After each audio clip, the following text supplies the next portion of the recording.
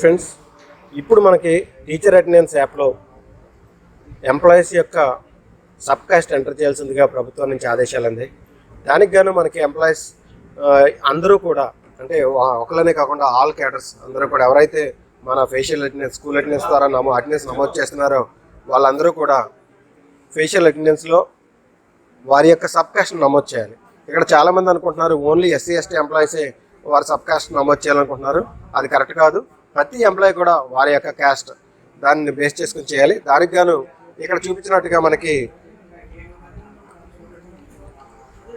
Teacher information system అని మనకి ఒక ఐకాన్ ఉంది. మనకి దానిపై ప్రెస్ చేసినట్టయితే మనకి teacher basic information, basic information అనేది మనకు కనిపిస్తుంది. ఇక్కడ దానిపై క్లిక్ చేయండి.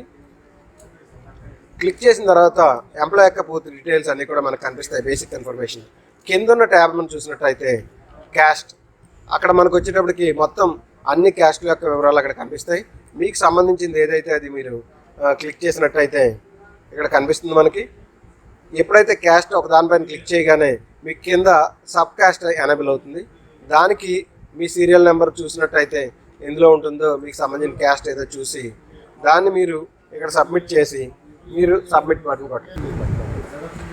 ఇంకోటి గమనించండి, ఓపెన్ కేటగిరీకి చెందినట్టయితే గమనించండి, ఇక్కడ మధ్యలో OC Muslim, OC Christian, Sikh, Jain, OC Parsi, Buddhist, అది కాకుండా జనరల్ క్యాస్ట్ సంబంధించినట్టయితే ఓన్లీ ఓసీ అని చెప్పేసి బీసీడీ కింద ఉంది.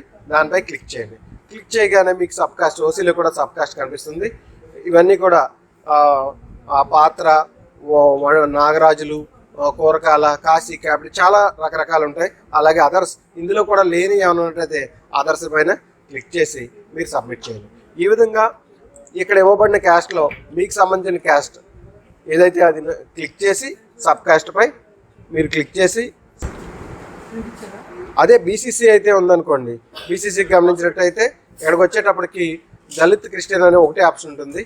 అలాగే ఓసీ ముస్లిం, ఓసీ క్రిస్టియన్, అంటే ఇవన్నీ కూడా ఓసీ నుంచి కన్వర్ట్ అయిన వ్యక్తులు ఎవరు ఉన్నట్టయితే ఓసీ క్రిస్టియన్ ఆ సబ్ కేటగిరీలోకి వెళ్తుంది. అది కూడా మీరు సెలెక్ట్ చేసి దీన్ని చేసినట్టయితే వాళ్ళకి ఒకటే ఉంటుంది. దాన్ని గమనించుకోండి. దాన్ని సబ్మిట్ చేసి సబ్మిట్ చేయండి.